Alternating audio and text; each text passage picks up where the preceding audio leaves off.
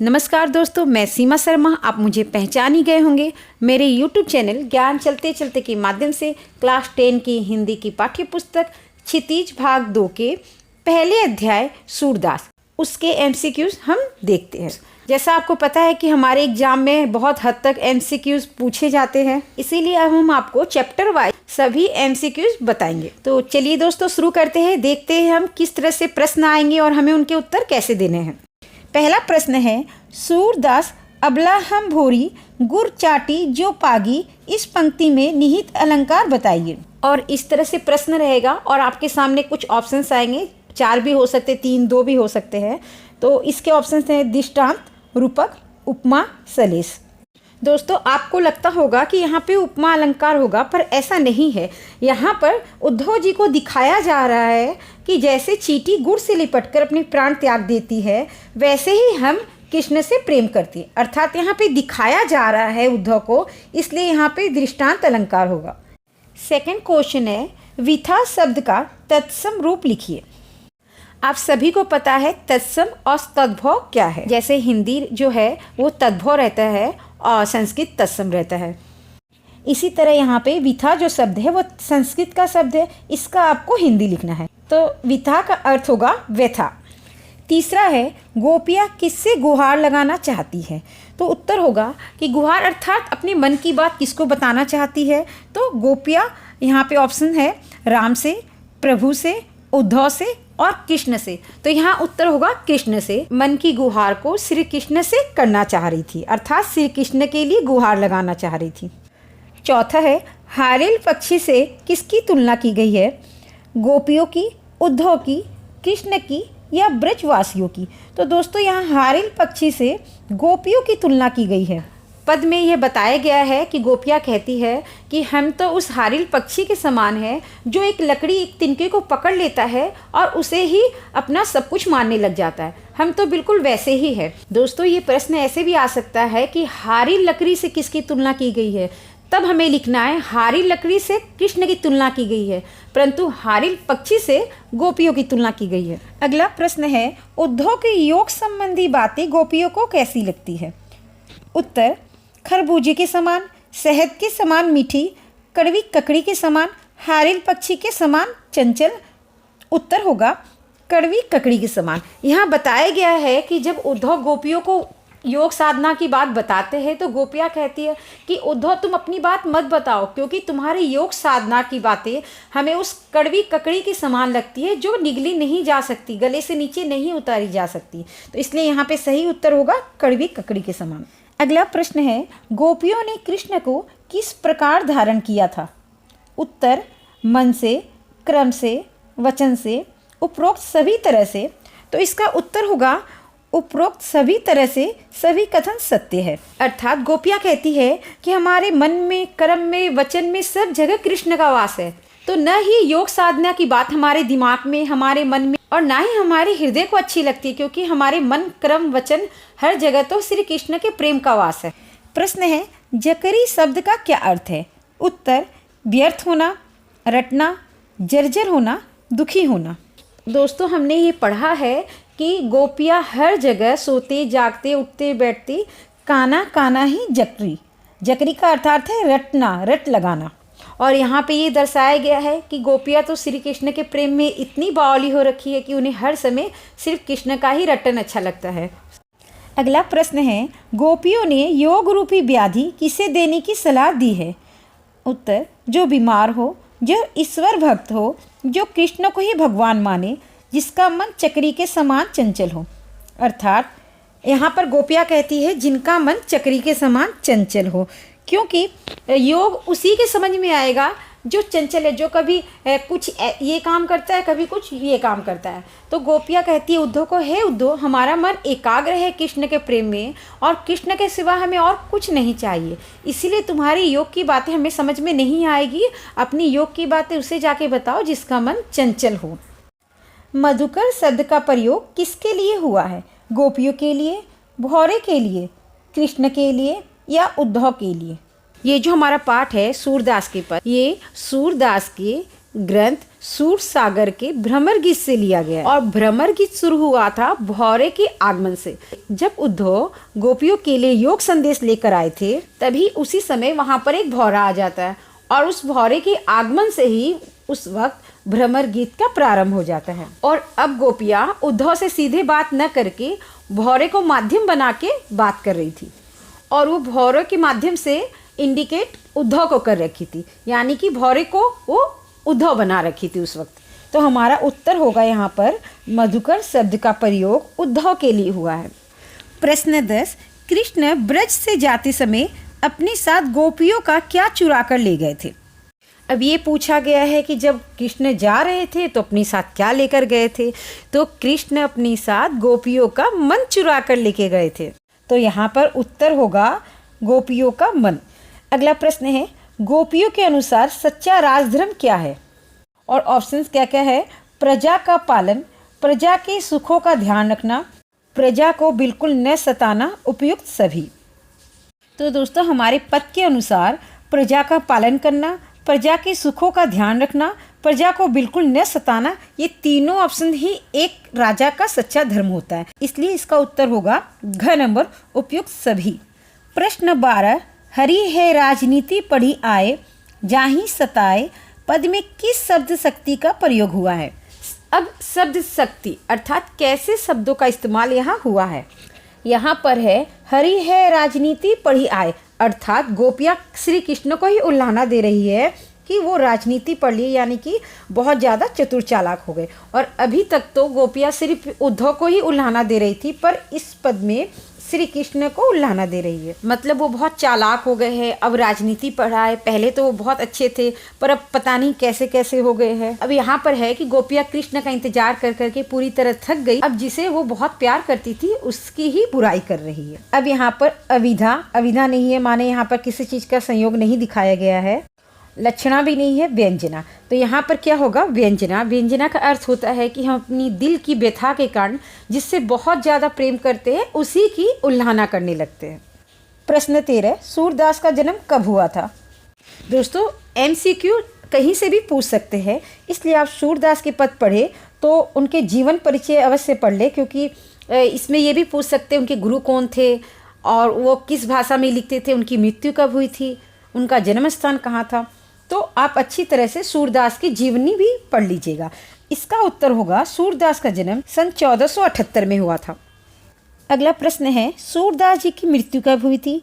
सन 1578, सन 1568, सन 1583 और 1520। तो यहाँ पे सही उत्तर होगा सूरदास जी की मृत्यु 1583 में हुई थी। अगला 15वां प्रश्न है, सूरसागर में लगभग कितने पद हैं? ऑप्शन है लगभग 125, लगभग 500, लगभग 700 और लगभग 1100। उत्तर लगभग 500 पद। अगला प्रश्न है, निम्नलिखित में से कौन सी रचना सूरदास जी की नहीं है? सूरसागर, सुर सारावली, साहित्य लहरी, साहित्य अमृत। अब हमने पहले आपको बताया है कि उन्होंने जितना भी लिखा है वो 3 ग्रंथों में समाहित है, सूरसागर, साहित्य लहरी और सुर सारावली। अर्थात साहित्य अमृत जो है वो सूरदास जी का लिखा हुआ नहीं है। अगला प्रश्न है, सूरदास जी ने अपने साहित्य में किसको प्रमुखता दी है? ऑप्शन है राम को, कृष्ण को, निराकार ब्रह्म को, राजाओं की कथाओं को। अब यहाँ पर है कि सूरदास जी के कोई भी साहित्य को आप उठा के पढ़िए, सब में यही दिखेगा कि सूरदास जी श्री कृष्ण के अनन्य भक्त थे। तो सभी साहित्य में श्री कृष्ण का ही वर्णन किया गया है, अर्थात श्री कृष्ण को ही सभी साहित्य में प्रमुखता दी गई है। प्रश्न 18, सूरदास के साहित्य में किस रस की प्रधानता है?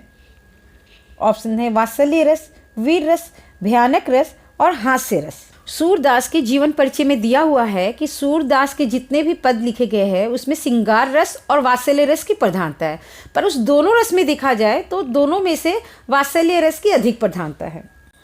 अब है सूरदास के साहित्य में किस भाषा की प्रमुखता है?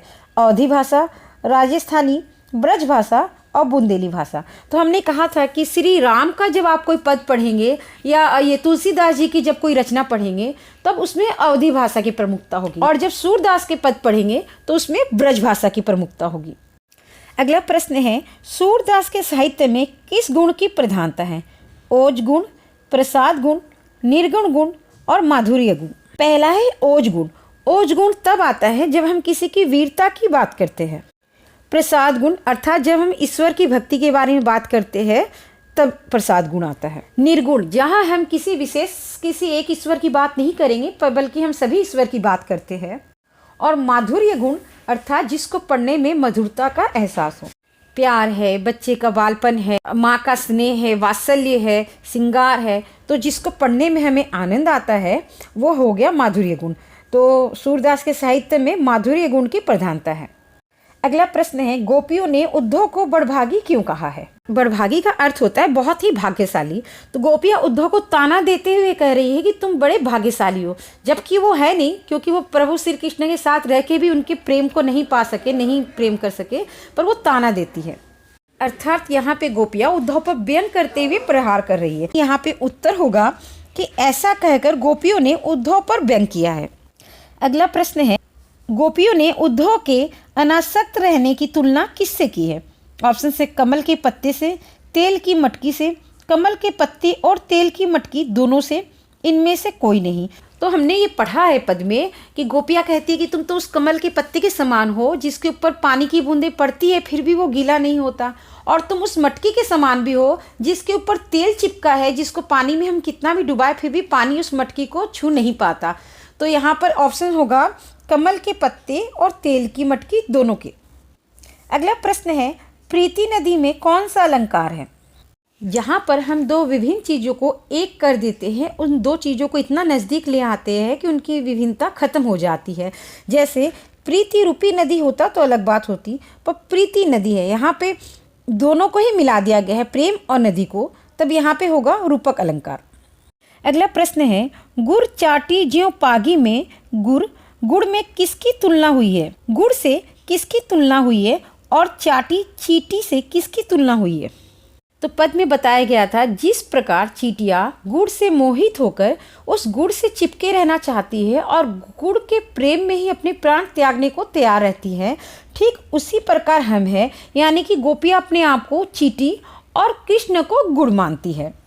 तो यहाँ पे ऑप्शन है गुड़ से उद्धव की तुलना हुई है और चींटी से गोपियों की, ये गलत है। गुड़ से कृष्ण की तुलना हुई है और चींटी से राधा की, यह भी गलत है।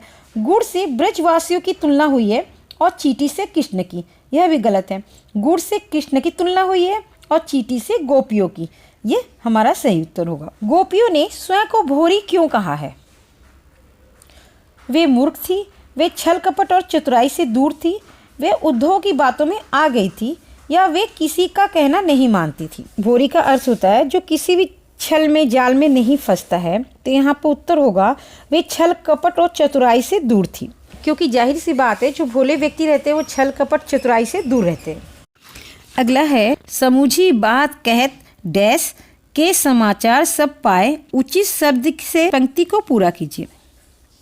तो हमने यहाँ पर पंक्ति में पढ़ा था समूझी बात कहत मधुकर के समाचार सब पाए, तो यहाँ पे क्या होगा? मधुकर। मधुकर अर्थात मधुकर का अर्थ होता है भौरा, पर हमने वहाँ पर मधुकर का शब्द उद्धव के लिए इस्तेमाल किया गया था। प्रश्न 27, निम्नलिखित पंक्तियों को व्यवस्थित रूप से लिखिए। यहाँ पर एक पद की पंक्तियाँ जो है उसको उल्टा पुल्टा लिख दिया गया है, उसको आपको अरेंज करना है। तो यहाँ पे पहला क्या है? पहला दिया है जागत सोवत स्वप्न दिवस। अब यहाँ पर क्या होगा? जागते सोते दिन रात क्या करते हैं? तो होगा काना काना रटते हैं। अगला है सुनत जोग लागो है ऐसो जो करऊ ककड़ी। गोपियाँ कहती है ना जोग सुनने में ऐसा लगता है जैसे कड़वी ककड़ी है। सूतो व्याधि हमको ले आए, देख ही सुनी ना करी, यह तो सो तिन्ही लो सौंपे जिसकी मन चक्री। यहाँ पर आपको सभी पद याद रखना पड़ेगा कि अगर पजल टाइप में दे दे तो आप सारे पद को अरेंज करके सही से लिख सकते। अगला प्रश्न है, उद्धव को बड़भागी किसके द्वारा कहा गया था? कृष्ण के द्वारा, मथुरा वासियों के द्वारा, गोपियों के द्वारा, स्वयं उद्धव के द्वारा। तो हमने पढ़ा है कि जब उद्धव आके उनको योग संदेश देते हैं तब गोपियाँ कहती है कि उद्धव आप तो बड़े बड़भागी हो जो कृष्ण के साथ रह के भी उनके प्रेम से अछूते हो। तो यहाँ पे सही उत्तर होगा गोपियों के द्वारा। अगला प्रश्न है, अपरस शब्द का यहाँ क्या अर्थ है? सूखा, अनासक्त, दुभाशाली, निर्विकार। अनासक्त का अर्थ होता है कि हम किसी चीज़ से अछूते रह गए, अर्थात यहाँ पे अप्रस शब्द का यहाँ अर्थ है अनासक्त। वह उद्धव के लिए कहते हैं कि तुम तो कृष्ण के पास रह के भी उसके प्रेम से अनासक्त रह गए थे। अगला प्रश्न है, कमल के पत्ते से कौन सी विशेषता कविता में बताई गई है? ऑप्शन से कमल का पत्ता सुंदर होता है। पहला और दूसरा उत्तर सही है। कमल का पत्ता पानी में डूबा रहता है पर उस पर कोई दाग नहीं लगता है। इनमें से कोई भी नहीं। तो हमारा उत्तर होगा कि कमल का पत्ता पानी में डूबा रहता है फिर भी उसके ऊपर कोई दाग नहीं लगता है। हमारा अगला प्रश्न है, प्रीति नदी में पाँव न बोरियो, यहाँ कवि ने किस अलंकार का प्रयोग किया है? ऑप्शन से रूपक, उपमा, उत्प्रेक्षा, यमक। यहाँ पर भी होगा रूपक अलंकार, क्योंकि कृष्ण को प्रीति प्रेम रूपी नदी कहकर संबोधित किया गया है। यहाँ प्रीति उपमेय और नदी उपमान में अभेद रूप है, अर्थात जब दो चीज़ों में भेद खत्म हो जाता है तब वहाँ पे रूपक अलंकार आता है। अगला प्रश्न है, भोली भाली गोपियों और चींटियों में क्या समानता है? जिस तरह चींटियाँ गुड़ से लिपटकर मुक्त नहीं हो पाती है, उसी तरह से श्री कृष्ण के प्रेम में गोपियाँ भी उनसे अलग नहीं हो सकती है। अगला है, जिस तरह से चींटियों को गुड़ बहुत पसंद है वैसे ही गोपियों को मिठाइयाँ। अगला है, दोनों उत्तर सही है और घ नंबर है कोई भी उत्तर सही नहीं है। उत्तर है हाँ, जिस तरह चींटियाँ गुड़ से लिपटकर मुक्त नहीं हो पाती उसी तरह से श्री कृष्ण के प्रेम में गोपियाँ भी उनसे अलग नहीं हो सकती। हमारा अगला प्रश्न है, गोपियों की हृदय की इच्छा हृदय में ही क्यों रह गई? इसके ऑप्शंस है, कृष्ण का व्रज वापस न आना, बात ना कर पाना, शर्माना, दुख होना। तो इसका सही उत्तर यह है कि गोपियों की हृदय की इच्छा हृदय में इसीलिए रह गई क्योंकि कृष्ण का व्रज वापस न आना। अगला प्रश्न है, उद्धव के योग के संदेश को सुनकर गोपियों की व्यथा घटने के स्थान पर बढ़ गई, ऐसा क्यों हुआ? क्योंकि कृष्ण से मिलने की आस टूट गई, क्योंकि उन्हें योग संदेश नहीं चाहिए था, क्योंकि उनको मथुरा जाना था, क्योंकि उद्धव गलत जगह आ गए थे। अब यहाँ पर क्योंकि उद्धव गलत जगह आ गए थे ये भी गलत है, क्योंकि उनको मथुरा जाना था ये भी गलत है। अब दो बच गए, जिसमें क्योंकि कृष्ण से मिलने की आस टूट गई यह भी सही है और क्योंकि उन्हें योग संदेश नहीं चाहिए था ये भी सही है। पर पद के अनुसार उद्धव के योग संदेश को सुनकर गोपियों की व्यथा घटने के स्थान पर बढ़ गई क्योंकि कृष्ण से मिलने की आस टूट गई थी। अगला प्रश्न है, गोपियों को कृष्ण को गुहार लगाना अब व्यर्थ क्यों लगने लगा? ऑप्शन है, कृष्ण अब उनसे प्यार नहीं करते, उद्धव उनको ले जाने के लिए आए हैं, उद्धव ने उन्हें प्यार भूल जाने के लिए बोला, उद्धव को योग का संदेश लेकर कृष्ण ने ही भेजा था।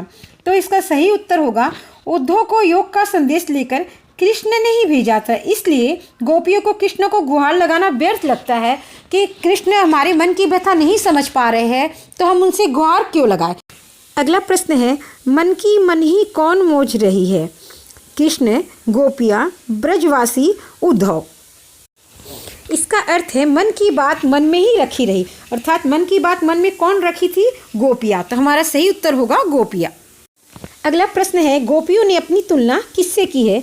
कमल के पत्ते से, हारिल पक्षी से की है, तेल की गगरी से, भौरे से। तो यहाँ पे होगा गोपियों ने अपनी तुलना हारिल पक्षी से की है। गोपियाँ कान्हा कान्हा कब रटती रहती है? ऑप्शन से, जागते सोते, दिन रात, उपरोक्त सभी। तो उत्तर होगा गोपियाँ पद के अनुसार कहती है उद्धव को कि हे उद्धव, हमारे मन में दिन रात हमेशा कान्हा कान्हा ही चलता रहता है। तो यहाँ पे उत्तर होगा उपरोक्त सभी समय। अगला प्रश्न है, योग का संदेश गोपियों को कैसा लगा? मिठाई के समान, कड़वी ककड़ी के समान, मिट्टी के समान, कमल के पत्ते के समान। तो हमने पद में पढ़ा है कि गोपियाँ कहती है, हे उद्धव, तुम्हारा जो योग का संदेश है हमारे लिए कड़वी ककड़ी के समान है। जिस तरह से कड़वी ककड़ी निगली नहीं जा सकती उसी तरह तुम्हारा योग का संदेश हम नहीं अपना सकते। तो यहाँ पे सही उत्तर क्या होगा? कड़वी ककड़ी के समान। अगला प्रश्न है, गोपियाँ योग का संदेश किसे देने की बात कहती है और क्यों? ऑप्शन से, मथुरावासियों को, ब्रजवासियों को, कृष्ण को या चंचल मन वाले व्यक्ति को। तो हमने पद में पढ़ा है कि गोपियाँ कहती है कि हे उद्धव, अपना योग संदेश ऐसे व्यक्ति को जाके सुनाओ जिसका मन चंचल हो। जो व्यक्ति कभी ये चाहता हो, कभी वो चाहता हो, कभी कुछ और चाहता हो, पर हमारा मन ऐसा नहीं है। हमारा प्रेम कृष्ण के प्रति एकाग्र है। हम सिर्फ और सिर्फ कृष्ण को ही चाहते हैं और हमें उसके अलावा और कुछ नहीं चाहिए और न ही तुम्हारा ये योग संदेश चाहिए। तो यहाँ पे सही उत्तर होगा चंचल मन वाले व्यक्ति को। अगला प्रश्न है, गोपियों को ऐसा क्यों लगा कि कृष्ण जी राजनीति में पारंगत हो गए हैं? ऑप्शन है, आने की बात कह के स्वयं न आना, मथुरा के राजा बन गए, प्रजा का पालन कर रहे हैं, घ नंबर उनको भूल गए हैं। तो यहाँ पे उत्तर होगा कि गोपियाँ उद्धव को कहती है कि हमें ऐसा लगता है कि कृष्ण राजनीति में पारंगत हो गए, अर्थात राजनीतिज्ञ लोग जो होते हैं वो कभी कुछ भी झूठा वादा कर देते हैं, तो उन्हें उससे कोई फर्क नहीं पड़ता कि उनको वादा निभाना चाहिए या नहीं निभाना चाहिए। इसीलिए गोपियाँ कहती है कि कृष्ण उनसे वादा करके गए थे कि वो जल्दी वापस आएंगे, पर ऐसा नहीं हुआ। इसलिए कहती कि ऐसे लग रहा है कि कृष्ण भी राजनेताओं की तरह राजनीति में पारंगत हो गए हैं जो झूठे वादे करते हैं।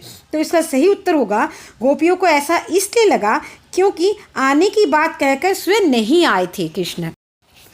अगला प्रश्न है, प्रीति नदी में ना बोरियो का अर्थ क्या है? ऑप्शंस, प्रीति नदी यमुना नदी को कहा गया है। प्रेम रूपी नदी में कभी पैर नहीं डुबोया, अर्थात जिसने कभी प्रेम नहीं किया। नदी में नहाने की बात हो रही है, ऊपर दिए गए विकल्पों में से कोई नहीं। प्रीति नदी अर्थात प्रेम रूपी नदी। तो यहाँ पे होगा कि गोपियाँ कहती है कि प्रेम रूपी नदी में कभी पैर नहीं डुबाया, अर्थात जिसने कभी प्रेम ही नहीं किया वह प्रेम का अर्थ क्या समझेगा, वह प्रेम की पीड़ा क्या समझेगा। अगला प्रश्न है, गोपियों का धैर्य क्यों टूटने लगा? ऑप्शन है, उन्हें विश्वास था कि श्री कृष्ण से मिलने जरूर आएंगे, लेकिन श्री कृष्ण नहीं आए। ख नंबर, श्री कृष्ण उद्धव को योग साधना सिखाने के लिए गोपियों के पास भेज दिए। दोनों विकल्प सही है, क या ख दोनों विकल्प गलत है। तो यहाँ पे क्या होगा, दोनों विकल्प सही है। यानी कि गोपियों का धैर्य इसलिए टूट गया क्योंकि उन्हें विश्वास था कि कृष्ण उनसे मिलने जरूर आएंगे, लेकिन श्री कृष्ण नहीं आए। और दूसरा, श्री कृष्ण उद्धव को योग साधना सिखाने के लिए गोपियों के पास भेज दिए। ये दोनों ही उत्तर सही है, इसलिए गोपियों का धैर्य टूटने लगा। अगला प्रश्न है, विरहिणी का अर्थ क्या है? वियोग में जीने वाली महिला, गायिका, एक तरह का गीत। तो यहाँ पे होगा विरहिणी अर्थात वह स्त्री जो वियोग में जी रही हो, किसी के वियोग में अपना जीवन बिता रही हो। तो यहाँ पे वियोग में कौन जीता है? गोपियाँ। विरहिणी का अर्थ होता है कि वियोग में जीने वाली महिला। अगला प्रश्न है, किस मर्यादा के उल्लंघन की बात गोपियाँ उद्धव से कह रही है? ऑप्शन से, कृष्ण के द्वारा प्रेम की मर्यादा, उद्धव के उपदेश देने की मर्यादा के कारण, गोपियों के प्रेम की मर्यादा के बारे में, या ब्रजवासियों की मर्यादा के बारे में। यहाँ पर गोपियों के प्रेम की मर्यादा की बात हो रही है। अगला प्रश्न है, योग के संदेश को सुनकर गोपियों की कैसी स्थिति हुई? ऑप्शन से, वह दुखी है, उनको कोई दुख नहीं है, योग के संदेश ने उनकी विराग्नि को बढ़ा दिया है, इनमें से कोई नहीं। तो यहाँ पर होगा योग के संदेश को सुनकर गोपियों की जो विरह अग्नि थी, उनकी विरह व्यथा थी, वो और बढ़ गई थी। तो सही उत्तर होगा योग के संदेश ने उनकी विरह अग्नि को बढ़ा दिया है। अगला प्रश्न है, श्री कृष्ण के मित्र का क्या नाम है जो गोपियों को योग का संदेश देता है? तो बलराम, नंद, उद्धव, अक्रूर। तो यहाँ पे सही जवाब था कि योग का संदेश देने के लिए उद्धव जी आए थे। अगला प्रश्न है, गोपियाँ कृष्ण से अपना मन वापस पाने की बात क्यों कहती है? ऑप्शन से, कृष्ण ने गोपियों को धोखा दिया है, मथुरा चले गए हैं, अब वापस नहीं आएंगे और किसी और को प्यार करने लगे। तो गोपियाँ कृष्ण से अपना मन वापस लेने की बात इसलिए करती है, गोपियों को ऐसा लगता है कि कृष्ण ने गोपियों को धोखा दिया है, क्योंकि कृष्ण बोल कर गए थे कि वह जल्दी वापस आएंगे, पर वो नहीं आए और खुद तो नहीं आए बल्कि उद्धव के साथ योग संदेश देकर भेजा। अगला प्रश्न है, गोपियों के अनुसार राजा का धर्म क्या होना चाहिए? राजभोग करना, युद्ध करना, मंत्रणा करना, प्रजा का पालन करना। यहाँ पर सही उत्तर ये होगा कि गोपियाँ उद्धव से कहती है कि एक राजा का धर्म होता है कि वो प्रजा का पालन करे। अगला प्रश्न है, गोपियों ने योग को कैसी व्याधि बताया है? सुखद, जिसको न देखा है और न सुना है, दुखद और अप्रिय। तो यहाँ पे होगा कि गोपियाँ कहती है योग तो ऐसी व्याधि है जिसे न कभी देखा है और न कभी सुना है। इसी पाठ के संबंधी कोई भी क्वेश्चन आंसर हो तो आप कमेंट करके मुझसे पूछ सकते हैं, मैं उसका जवाब जरूर दूंगी।